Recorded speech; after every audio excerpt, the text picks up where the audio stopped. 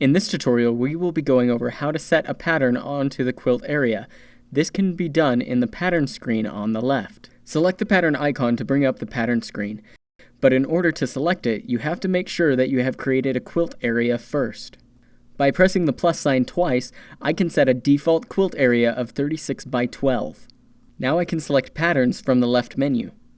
From the pattern screen, you can select the different subsections with the tabs on the left side.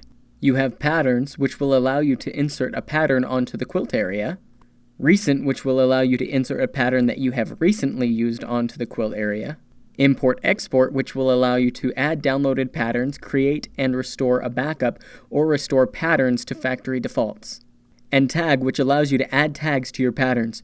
We will go over import, export, and tag in more depth in another video. In the Patterns tab, there are several ways to locate a pattern. I could scroll through the images which are in alphabetical order here to locate the pattern that I want, but searching like this can become tedious quickly. The tags on the left here will allow me to narrow down my search. You can think of tags like an index. They will narrow down the search by patterns that are labeled by that particular tag. So if I select animals, it will pull up all of the patterns that are tagged as animals. I can then further my search if I select a second tag.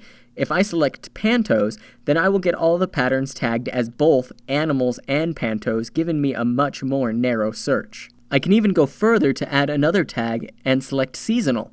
Now my search is very narrow. Notice that the tags on the left are highlighted. I can remove a tag that I am searching by tapping the tag again, and then search by different tags. If I want to completely restart my search, I can select Filter from the bottom. Doing this will remove any selected tags. Another way that I can search for a pattern is to type it into the search bar. The search bar is the white bar beneath the tag box. Select this and then type in what you want to search. If I type flower, it will pull up all of the patterns with flower in the name. It is important to remember that this will look for patterns by name and not by tag, so the pattern 3 daisies will not show up here because it doesn't have flower in the name. This is useful if you know the name of the pattern that you want, but you don't want to search through all of the tags or can't remember how you have it tagged. Once I have located the pattern that I want, I can select it from the list, and then I have 3 options.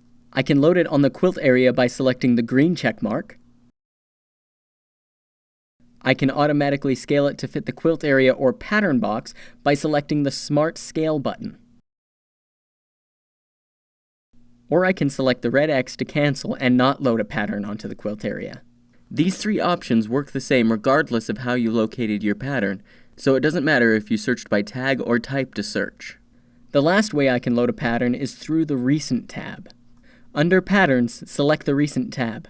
From this screen, you will be able to see the patterns that you have most recently used. Select the pattern from the list, and then select either the green checkmark to load it, or the Smart Scale to fill the box. This has been a tutorial on how to load patterns onto the quilt area. Thank you for watching.